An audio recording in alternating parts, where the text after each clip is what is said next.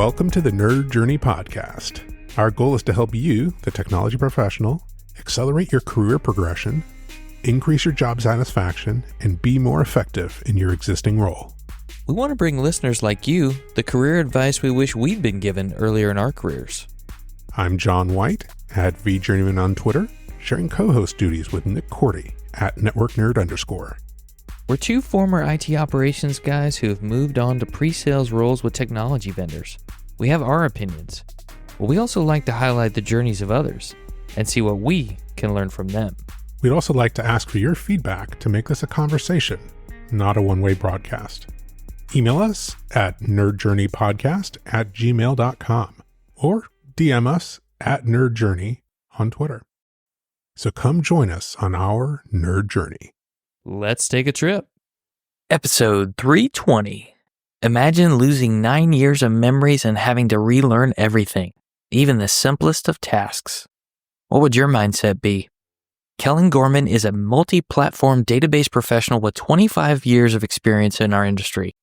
You might know her as DBAKevlar. What follows is her story of getting into tech. This week in part 1 of our discussion with Kellyn, you'll hear what it was like to grow up in a perfectionist home with ADHD, that's autism and ADHD. You'll hear about the health challenges that forced Kellyn to completely start over in her professional life. How she started working at a shoe store and eventually became a database administrator. Kellyn also shares how she mitigates some perfectionist tendencies in a few different ways, like accepting the quality of output that's good enough in certain cases, how to tune for time constraints, and being kind to herself. Let's get you to part 1 of our discussion with Kellyn Gorman.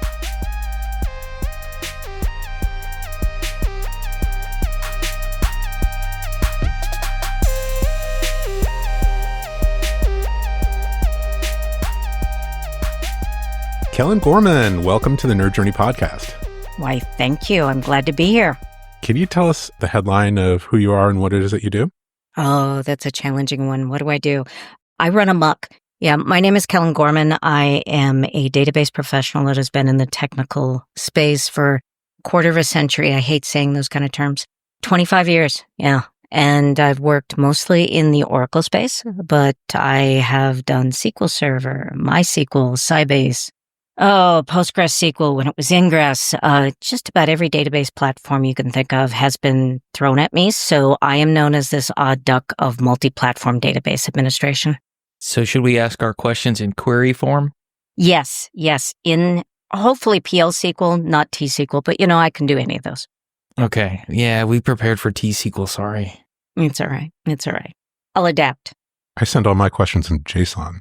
This is going to be a problem. Oh, that's a 4-letter acronym. Yeah, that's a rough one. At least it's not YAML, but okay, go ahead. Go ahead. Yeah. We want to peel back to the very beginning, Kellyn, and talk about your journey into technology as a career space. And your journey actually starts with a struggle with perfectionism. You mind just telling us a little bit about how you had to overcome that as part of getting into tech? Well, I am a traditional oldest daughter of 3. I think as all parents want the best for their kids, and I have a somewhat critical perfectionist mother, so perfectionist parents you're going to have, and they're incredibly capable too. I must say that I kind of want to grow up and be my parents. I must admit that fully. There was a lot of expectations around what I was going to accomplish, and my poor mother was unfortunately blessed with an autistic ADHD daughter. They didn't recognize it back then. We know a lot more about this. I was ADHD before it was cool. So I kind of had to deal with those challenges of hearing a parent constantly say, multiple parents, I should say both parents, saying, Kellyn, don't climb on that. Kellyn, don't do that. Kellyn, sit down. Kellyn, quit scrambling. Kellyn, don't mess with your clothing. Kellyn, it was constantly that. So this perfectionism was always placed upon me to do so much more because I was an intelligent child. But you would get me into most school environments that have a lot of structure of saying, you're going to sit and study and do this course for the next hour. And my brain was like 25 McDonald's drive-thrus all taking orders at the same time. And I wanted to study this 10 minutes and go over here for this next 5 minutes and do this the next 6. And that can perpetuate this idea that you are really failure instead of kind of innovative and doing things very differently than what is that structured expectation of what is fitting inside the box. I did not fit inside the box. So that feeling kind of came along of constantly hearing you're not living up to your expectations. You're lazy. You're not doing what is expected of you constantly. And I felt that. Lucky for me, I think, I had this extreme awareness. And as most ADHD and autistic individuals, I recognized patterns. And I noticed the adults around me had no idea what they were doing. Literally had no idea, as did the kids when they would start teasing me, as they would start to tell me you aren't doing what I expected you to do, or I was exasperating adults. And I realized I needed to kind of find my own rules and structure my own, kind of box to live in or live outside of. And that made a huge difference in what perfectionist meant to me, what my life meant to me, where I was going to go. And I think I kind of strategically started to plan out my escape from what was expected of me at about 15 years old. Okay. And started to tell my parents, I'm moving far away. I'm moving to Colorado. And they're like, never been there before. It's going to be an adventure. Let's go, And I did that. My mother seemed to have it planned out. Oh, she's going to be the president of the United States and her younger sister is going to be her administrative assistant. My sister did become an administrative assistant. I really didn't live up to my potential. No question about that. I did not become president. Still early. Yeah. And I've had a very successful career in tech, but when I remodeled our house and did all the CAD plans and everything else on my own, my mother kept putting on Facebook to some of my relatives how I had missed my calling in interior design. So again, she doesn't really understand what I do in tech, and that's all right. But you comprehend that idea of what your parents may have and their ideas for you and what they think is successful is very different than what you might have decided. So by the time I hit about 21, 22, I was on my own idea and learning how to be good to myself, learning how to do things differently. I don't know if we really kind of talked about how that led into tech and, when we were having earlier conversations before we were doing the podcast. I ended up coming to, I guess you'd say, a complete roadblock in life because that perfectionism was constantly weighing on me, even though I was very aware that it wasn't the right thing for me. I ended up having a medical crisis where I ended up having 5 strokes between 21 and 26. I had to relearn how to do everything. I mean, I lost 9 years of memories. I lost 50% of my visual field. I had to relearn how to balance a checkbook, how to drive. I mean, it was huge. And lucky for me that I had a lot of people around me that were supporting me. And of all the things, Circuit City opened up in our town. And they were looking for people to come into the computer department. And 2 of the guys that were working in the same shoe store as me as I recovered said, you should hire Kevlar. And they're like, who? And they were like, Kevlar. The girl over there, we call her Kevlar because she's bulletproof. You really should hire her. And they hired me, and I had never worked on a computer before. I had never been on nothing, no computer experience whatsoever. And the first day out, I made like $1,000 in spiffs. I mean, my speech, I had a speech impediment still, everything for my strokes. And they were like, "She'll be just fine." And that was my journey into tech. They found out I had a knack for software. I had learned how to fix computers. As my brain healed, this was all coming about. The father of my kids, my ex-husband, he was doing desktop support, and he came to me and he's like, I've got guys that can't load Windows from a C prompt. He says, you could go pro anytime you want. He says, I'm serious, honey, you could. So I became a desktop support. I started doing contracts, and from there, I ended up taking on the stuff that nobody else would take on, because what you find out is that a lot of people talk about what they're going to do. Not many people do. And as I recovered, because of where I started, because I remember working in the shoe store and not being able to arrange shoes in size order. Mm-hmm. I mean, we're talking 5, 5.5, 6. It took me 3 days to do that when I first started.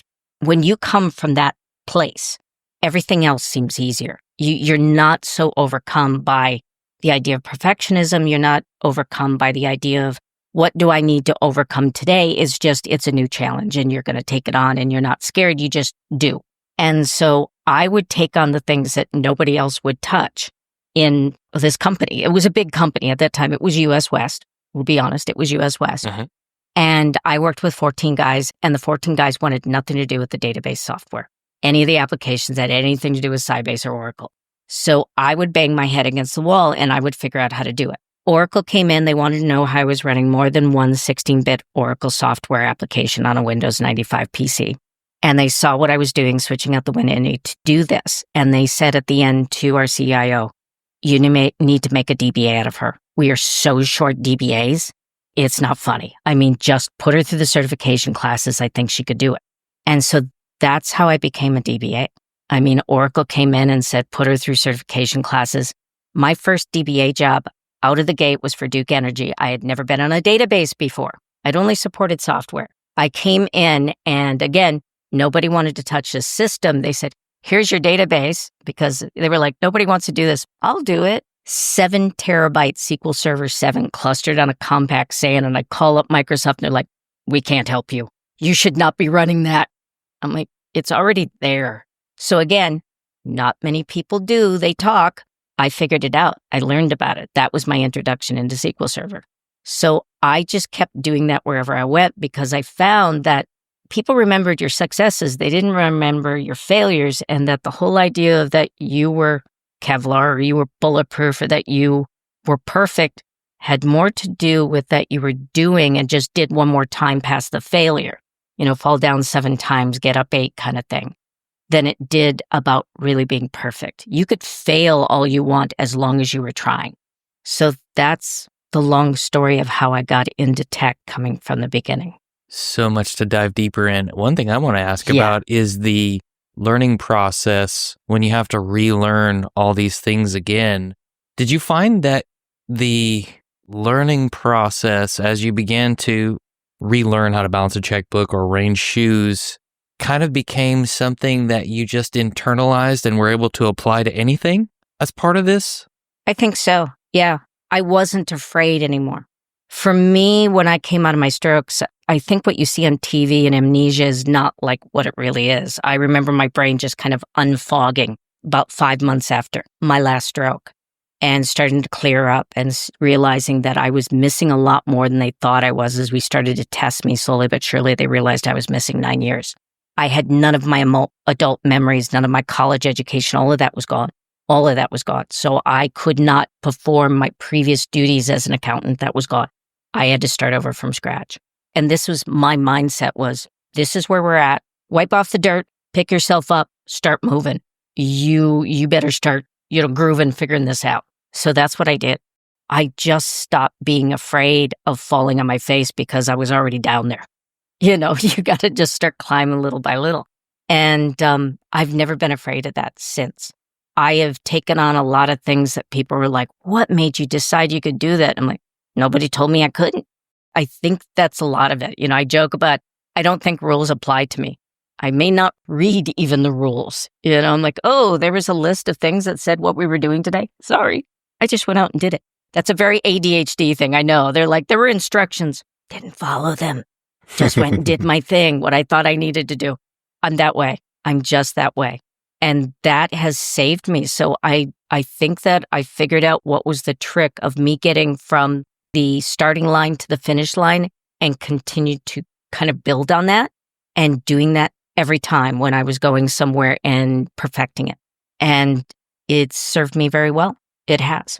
The thing that springs into my mind is a pattern that I've seen in my life, in myself and in other people, that I call smart kid syndrome. If you've been smart, been high performing, become an expert at something, been really good at something, there's this, maybe it's a psychological effect where, especially early on when people say, hey, you're really good at that, I start to get invested in being perceived, being really good at things or learning things really easily or what have you there. And as a result, shying away from things that I know are difficult or I perceive as difficult or just anything new because I have so much wrapped up in being perceived at being good at things. And it sounds like you had the advantage of being good at things but then you had this thrust on you where you were reset to 0 at everything.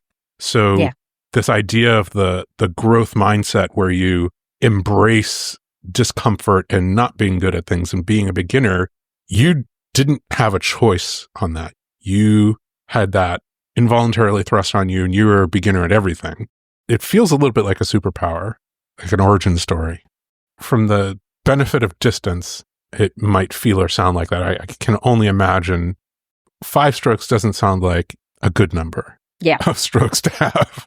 And I'm sure that it was difficult, and it sounds just devastating to lose, adult memories. Can I say that you don't miss what you don't remember? So I'm going to say that I actually don't miss them, and that's the reason. And it may be a little bit ADHD again in me that they joke about out of sight, out of mind with us. For me, it's very much like that I don't remember those 9 years, so I don't really miss them. I have some memories of memories. Again, amnesia isn't exactly like they show in TV. I know people that I knew during then if I liked them or not. Kind of weird stuff. I mean, I knew my cat's name was Hepzibah. I didn't know she was a cat. There were weird things that your brain just didn't rewire correctly, or that you were forgetting. And it took a long time for us to really dig in and find out what I was missing, what I wasn't. It really is bizarre. I was also going to say, you said, it's kind of interesting that because these are the things that I really know, I'm used to knowing things and I may avoid what I don't. What was interesting that made me go to the things that other people weren't interested in going into or nobody wanted to go into, that was part of it. That allowed me to use my way of learning without anybody hindering me. I admit that fully. I see myself even today going for the things no one else is working in. One, other people know stuff already, and I don't feel like I can contribute as much. Two, nobody bothers me there, and I can learn at my own pace. I can do things the way that I want to do them. I am very kind of set in my ways. I know what works. I know what doesn't work. I'm not good at being micromanaged. I'm not good when somebody says, this is a race, here's the finish line, but I want to know why you started with your left foot instead of your right. I want to know why you tied your shoes this way. That will cripple me. I will not be able to move and to be the best me. So I will go to things that other people don't, that doesn't interest them or that nobody else is taking care of, because I know that I'll be able to be my best me there, that I'll be able to do things and no one will be interested in any part of it. Not until I've turned it into something really, really big and special, then everybody gravitates to it. I'm also preparing myself for that. You're going to really make something special here and then you're going to lose it. Be prepared for that. That's probably my biggest hurdle that I always have to prepare myself for. I was thinking about, as you and John were talking, that the focus on the doing and these places that other people aren't hanging out or aren't focusing on, it kind of relieves the shame of messing something up. It does. Because you don't have the fear, right? You just do the thing and you know you can figure it out, but you're not kicking yourself in the backside when, attempt number 1 didn't go the right way. Oh, let me start with my left foot this time, Yeah. Well, I get all the hard stuff. I miss stupid little details all the time. And I kind of embraced this and I started to really understand this when my child this one just turned 31.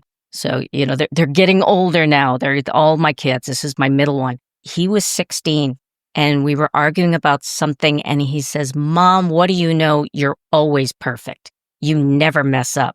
And I thought my kids could see all the stupid things that I did. I was sure of it. I'm like, Sam, I always mess up. I don't give up. And it just this epiphany that went over me that all they see is the end product and realize that most people see me that way. It made me understand that as I was out in public speaking, people would come up, Kellyn, I'm so thrilled to meet you. And I think you're just so awesome. And I'm like, are you serious? And I was just so impressed. And they would come back and they would be impressed with me because they're like, you're like us. This is cool. And I'm like going, yeah, I am. I'm a dork. I'm a nerd. I do really stupid things all the time. And I didn't realize that what people see, even though I talk about the stupid things I've done and talk about the challenges that I've had, nobody seems to remember that. All they seem to remember is you wrote all these books and you're doing this and you design these systems and you did Oracle and Azure. And I'm like, wow. I don't think we see ourselves like other people see us. I think we're much harder on ourselves. Well, I think that you just hit on something, right? Which is people see the output and they don't see the process. And I think that that's like probably a cognitive bias in humans. I've seen it a lot, right? It's like we want to judge by outputs and not by process, when we can't always control the output, right? Yeah. Like the outcome like that, whether the problem that we are really interested in solving is something that is of intense interest to a lot of people, will influence whether we become nerd famous in that area if we're a high performer in that area. We can't control that, but we can control our process. Agreed. We had this, idea of a question around controlling perfectionism, but sometimes it feels like what we call perfectionism isn't necessarily that. It's this obsession with progress and not giving up. I think that's what you said. It's like, yeah, I'm not perfect at everything. I just don't give up. And also being satisfied with your output. I've walked away from situation when that didn't go exactly how I planned. But I can also say, you tried the best that you did, Kellyn. That's all right. That's all right. I'm kind to myself. If I didn't do the best that I could have, that's probably when I'm going to be more persistent and say, you need to try again. But there have been situations where I've done that, where I've just said, you did the best that you could. The output isn't what you hoped, and you're going to have to let this one go. You're going to have to give a point to the other team and just say, we're done here. We're done here. And I think that's extremely crucial too. I've seen a lot of people, those that I've mentored, as well as those that I've admired, that have gone through really difficult situations where you're like, you did the best that you could in this situation. Give this one up. You're being too hard on yourself. That's when perfectionism, I think, really comes back and bites a person, really hurts them and harms them, is when they don't understand you do not control the entirety of this world. You can only control yourself. I'm sorry to hammer this point, but when you're kind to yourself or critical of yourself, it sounds like you're kind or critical about the process, not about the outcome. And that's a very difficult thing to get to. So kudos to that. But it's also, I think, an important lesson to learn for people who are not kind to themselves. Yeah. What is it that you can control? What is it that you can improve? It's your process. Maybe it's preparation. That's part of process. Maybe it's interaction with other people. That's part of process. But you don't have control over everything, including like how much time you had to do something. Exactly. And maybe you have to design your process for getting to good enough. I think that is the natural follow-on question, which is when you say, perfectionist, is it in your mind, is there a quality of output that you're reaching for and you have a standard in your head? And if you don't reach it, like, how do you stop, right? Like if you say, hey, I want to write a book or a white paper or a blog post or, a presentation, I want it to be of this quality. We all have time constraints. We all have things that we can't control again. So how do you dial that, hey, this is good enough? Or do you even have that part of the perfectionism that says, no, that it needs to be of the utmost quality regardless of all of my other constraints? I take it down into bite-sized pieces and I say, this is the level that I can do for the time management piece that I have, the time allocated for this target right now. If I have more time, then I'll revisit it and I'll step it up one more. If I have more time, then I can step it up one more. I was surprised this last week when I attended a conference, the old conference that I used to manage. They asked me if I could present. And this was that evening if I could present the next day. I said, yep, wrote the abstract. Now I need to write the actual slides. I need to do those slides. So I worked on the slides. After I took my daughter to dinner, I went and wrote the slides from 8 o'clock that night till 10. Said they're good enough. Next morning, I woke up at 4:30 in the morning. I worked on them from 4:30 till 8 o'clock. Then they were at the level that I was totally satisfied. But if I didn't have that time because I was not awake, I was not in my normal, I get up pretty early kind of thing, I would have let them go. So I would have been satisfied either way. But I was saying, if I have more time, I will allocate to that. But I would have been happy either way because understanding there were time constraints, this was a last minute request from somebody. I'm going to knock it out of the park no matter what because I know the topic, but my slides may not be of the pristine level that I like. So that's kind of how I approach it. The talk, I knocked it out of the park. I was very happy with it. I was very thrilled with the people that were there. And it was more about looking at the sessions that were there those 2 days and what was missing and filling it in and saying, we've talked about Oracle going to Google for the last 2 days. I'm going to talk about it going to every other cloud. There you go. And just wrote the talk for it. Hope that answers it. I think it answers it, but it also made me think of something else. In any given situation, there are layers or elements, aspects of that situation that you could put in the utmost quality, good enough category. Just like you said, the slides might not have been what you wanted after the first pass, but you knew the topic well enough. So the quality of your knowledge and ability to present it was already at excellent standards. It was just some other aspect that was good enough. And I can see this now playing out in my own life. Like, okay, there's a podcast release that's got to get out by Tuesday. Maybe the description for this episode, instead of me killing myself for 30, 45 minutes trying to get it right, is just good enough. 15 minutes. Setting priorities. Yeah. What are the things that must be done? What are the things that could be done? And if I have time, I'll allocate more. Mm-hmm. What are the things that just don't matter? I hate having my time wasted. And so I'm very much about, I am going to allocate time to things that are useful, things that are valuable. If anyone starts wasting my time, they hear about it. Oh, do they hear about it? Yeah. I mean, I am very much about time management for things that are valuable. So how did you learn that part? Like, how did you learn to delineate this is a really efficient use of time to get to the quality I want, for example, helping yourself prioritize as you get into more and more of these pretty challenging situations? I have to admit, I think I've always been that way. I do a lot of optimization on database environments. So it's essential to me that nothing's off the table. Doesn't matter if it's the application, the database, the network, the hardware. I need to have access to it all. Whatever is actually there. There are reports that you can pull from Oracle that tell you all about what's using CPU, what's using I/O, what's using memory, what SQL is poor performing. But I'm always looking at elapsed time. And they're like, why?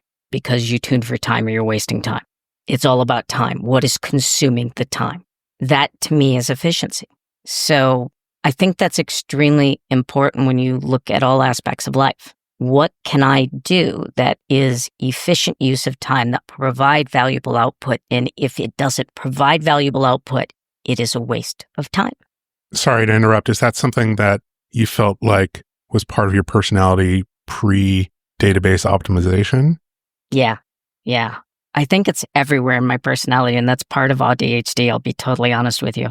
People say that people that are autistic don't understand social cues. We understand social cues very, very well. What we do not accept is social cues that don't make logical sense to us. So if somebody says, I am going to be rude to this person because they don't fit these expected norms, that doesn't make sense to us. They're a human being. That is how they are. That's important to them. I'm going to treat them with respect because I want respect. That's how we think. That's how we believe. My mother used to have these conversations with me. She'd be like, my younger sister, Christy, looks totally opposite to me. She had very dark skin, long blonde curls, ice blue eyes. She was really big boned. I was really tiny. I mean, she always looked older than me, everything else. And she says, how would you feel if somebody treated her differently than you?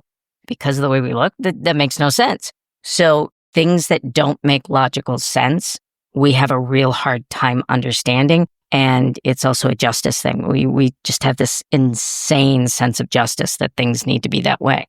It's just the way our brains work. So it also goes into everything about time allocation. It goes into task allocation, all of it. If it doesn't make logical sense, if we cannot put order to it, we're not going to be able to be supportive of it. I need to be able to see, because I see patterns and I see output, I should be able to track it and say, this is an efficient use of my time. There will be productive output of this at the end. And yes, I will do it this way. If somebody comes to me and says, we're going to do all these different tasks and hope, I know one. Here's a good example. They think this is what's causing the problem in this database environment, but they have no data behind it and they want to go fix that. And I'm like, that SQL statement, what do you have that says that this is the reason for the slowness? Oh, nothing. Nope. You're going to go back and pull some information. If you can't prove that that SQL's code has anything to do with the performance, we don't spend time on it. Get me some information. I have to have proof that shows what I allocate time to makes sense. That's scientific method, right? Yeah. But again, a cognitive bias that we have as human beings, or many human beings have, is this suspicion, and then we're looking for anything that supports it. Yeah. I have this hypothesis, so anything that seems to support it will just go to, in my mind, prove that it's true. Exactly. The idea of fighting that, I mean, that's just a skill set, right? Like that's maybe can be a learned behavior, and maybe it's innate in some of us. I'm pretty good at that. I will come back and say, and this is how I would respond to that last example that I stated. I would not be doing my job if I didn't request that we have some data behind this before I spend time on it. I'm really good at that. I usually send a lot of people going back with their tail between their legs, going to get some information before they dare to come back to me with a request to look into something that they have no findings with. Yeah, it just doesn't happen. It's a coaching thing, right? It's like, yeah. Hey, I'm trying to help you get better at your job. If what you're talking about is a hypothesis, we don't fix hypotheses. We gather data on hypotheses, right?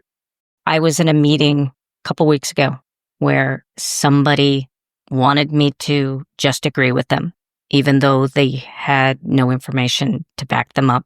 And they said, you need to agree with me. I am the customer. And I said, this individual is sales. Their job is to agree with you. I'm tech. My job is to be straight with you. There were some curse words that followed that, and they made everybody leave the room and come back after about 10 to 15 minutes before we continued the call so everybody could cool down. So again, yeah, it happens where maybe I could handle that one a little better. The other thing that I find fascinating is that you're attributing some of this to being on the spectrum or to ADHD. ADHD, yeah. I was diagnosed with attention deficit disorder as an adult, like in my 30s. Thanks, guys. Like that would have helped, 20 years ago, 25 years ago. My experience was that I loved spending time on things that were interesting, and I hated spending time on things that were, in my perception, a waste of time or unimportant or just not interesting, regardless of whether or not that was pushing a task forward to completion, or an overall project. So maybe I'm pushing back a little bit, or at least saying that I feel like it's not an aspect of my attention deficit disorder that I hate wasting time. I definitely hate wasting time on things that I don't find interesting when I'm unmedicated. You'll also find that and this is my ADHD, what happens is that as I'm addressing something that is tedious, the activity levels go down in the temporal lobe and it's harder for me to focus on it. Absolutely. The way that I guess you'd say compensated for that is I would find somebody, and I'm going to use that term neurotypical, to pair up with. Yeah. And they were the ones I joke about. My favorite DBA, Terry Riddle, that I'd work with, and Terry would come in and he'd dot all my I's and cross all my T's and do that last little bit that I wouldn't do. I could handle this monstrous 95% workload, but he'd come in the last 5% and clean it all up, and then he could go back in the corner and code like he loved to. That's how I work this. My other half, my husband, has been my coworker. Even this last at Microsoft, we were known as Gorman as a service. And his job was to come in and do those little things. And he could go back and code in the corner and do the development work. But he always had my back. He knew I could handle this massive amount of workload. But little tiny things, tedious little silly things could get away from me. And understanding that and accepting that and accepting those weak points, but understanding that I have these massive amount of strengths. This is all right. Those weaknesses are all right. How do I find people who can help me to make sure they don't become an issue? And that's how I address my ADHD as an adult. That makes absolute sense to me. That definitely jives with my experience. That and like just compensating behaviors like being organized and not losing track. Well, my boss has learned that I will do this thing to keep my activity levels up in my temporal lobe.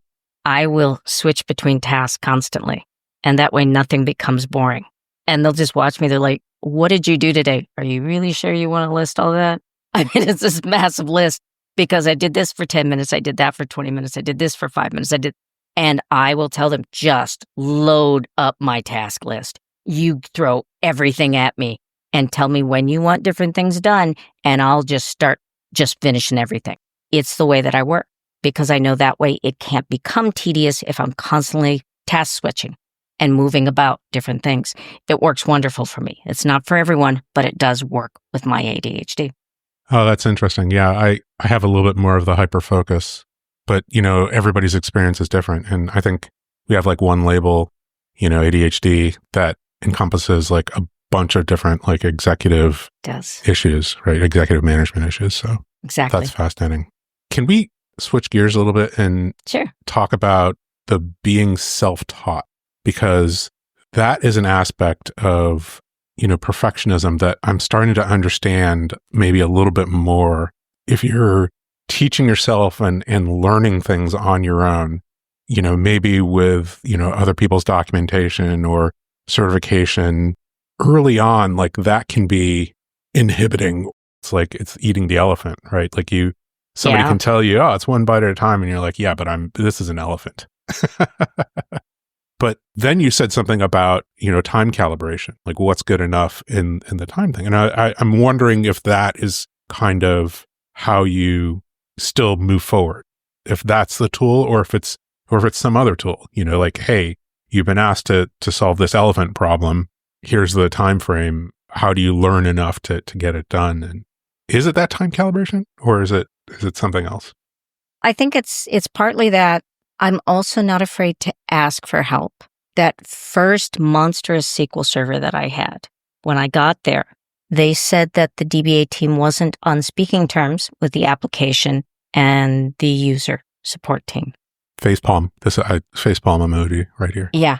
So for 3 weeks, I banged my head against the wall trying to figure out SQL Server, trying to figure out how to do this.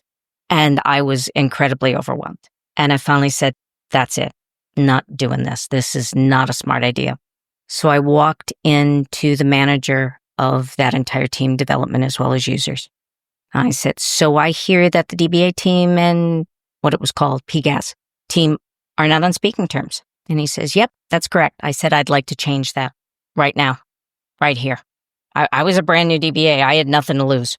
And I will tell you straight out, I could not have done that job without them. Learning, sitting down, learning from the application developers, learning from the people who use this application every day, understanding the data. I mean, this was all of the pipeline data for the entire West for Duke Energy. I mean, it was a lot of information, ethane, methane, water, everything going through the pipelines. And I had never been on SQL Server before in my life. I'd never managed a database before in my life. And I was responsible for all the hourly and daily data. I needed to understand, it was great, but I had to do that. I had to go to them, show weakness and go, help. And I learned a lot. They knew I was willing to put in the time to understand and learn SQL Server. I scoured documents. I learned to calculate lock escalation. Nobody knows where I came up with this calculation to this day. It's now you just set it to 0 and you let it manage itself. But back then it wasn't. And I came up with a mathematical calculation that Microsoft came in and they're like, we don't understand how she figured this out. It was really important to really read the docs. And Microsoft docs are phenomenal. Not every vendor's is like that, but they do a great job of it. So I would continue to read documentation to follow the right people. I just sent out docs to my folks yesterday on the team that I'm on now of going, here are the books that I would recommend on O'Reilly's site. Here's the authors I would search for, because the keyword search doesn't actually bring up what you want to, but here are the words that you want to look for and the authors you want to look for. Anything from them, I would trust. That capability of understanding after a couple decades of knowing these people, of reading their content, of knowing what is valuable and what isn't, is extremely crucial, because there is a lot of malarkey out there. there's a lot of stuff where people don't comprehend it.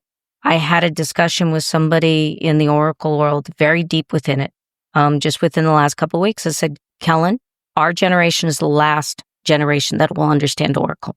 And I said, it's that bad. And he's right. Everything in the cloud is a black box.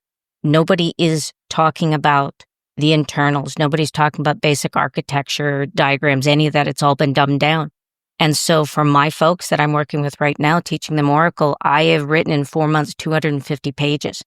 And I told them I'm going to turn it into a book and I'm going to call it All the Documentation Oracle Forgot to Write, because I've just had it. I'm like, this is insane. I was thinking, oh, my developers aren't reading documentation. They should be reading this. And then I went to go look for it to link it and realized it doesn't exist. This is why they can't get the answers. There are no answers out there. It's really interesting that we are saying, everything is a black box. Nobody needs to know how it works. And the truth is if you don't understand how it works, it's really difficult to develop for it. It's really difficult to troubleshoot it. And we've gotten into this dumbing down of IT, this low code, no code to make it easier for everyone to code. But really all it's spawning is, well, let's just be honest, nuclear powered data centers, so we can throw not just iron, but nuclear at it. It's an interesting scenario of where I'm going as a technologist as people ask me, how does that really work under the covers, Kellyn? You remember a time when you were building it. Is this where we're at? This is where we're at. So that's my rant for the day on technology and the state of it. But it's challenging. It's really challenging as folks are trying to learn, trying to become more. And some of the old ways, it always returns to us as being the most valuable. And we were taught the way that we taught ourselves, we had to really work with it.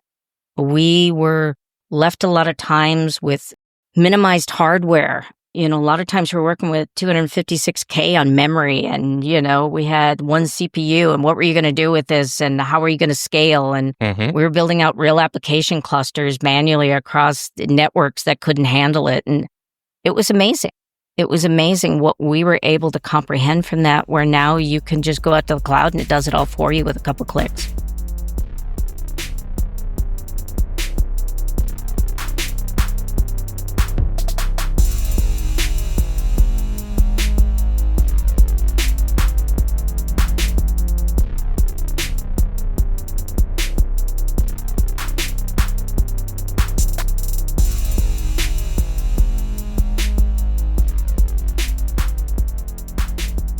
I want to say a special shout out to David Klee, a former guest of ours, for connecting us with Kellyn for this conversation.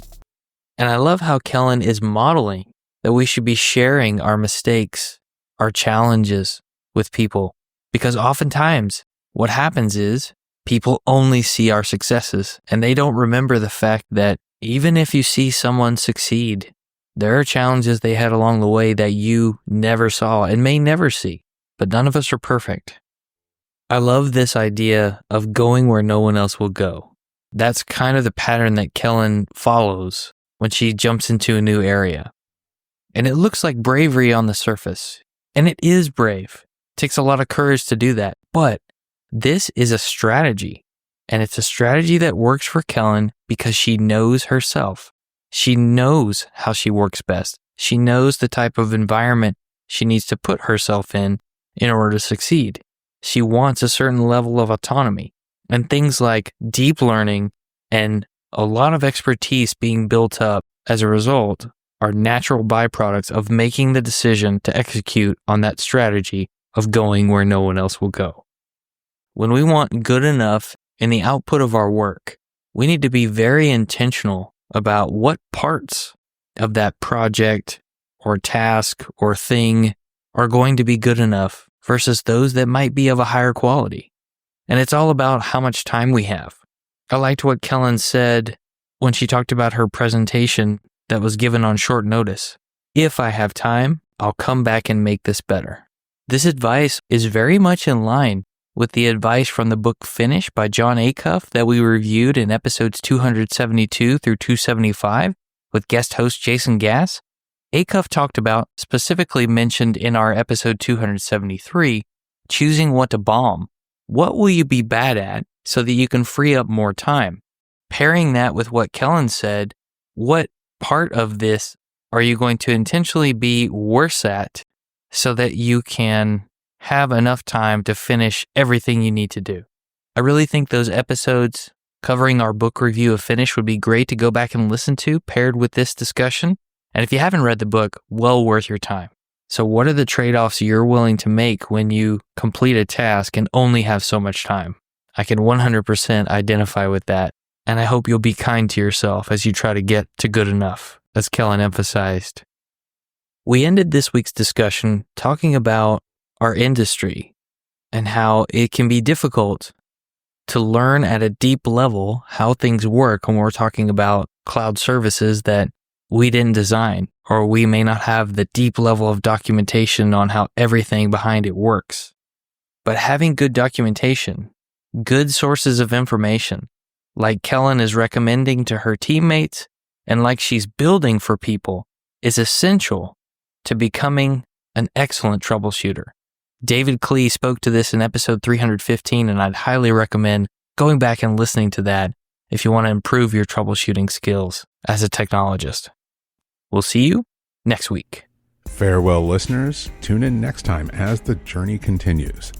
I'm John White at BJourneyman, for Nick Cordy at NetworkNerd_, signing off. Adios.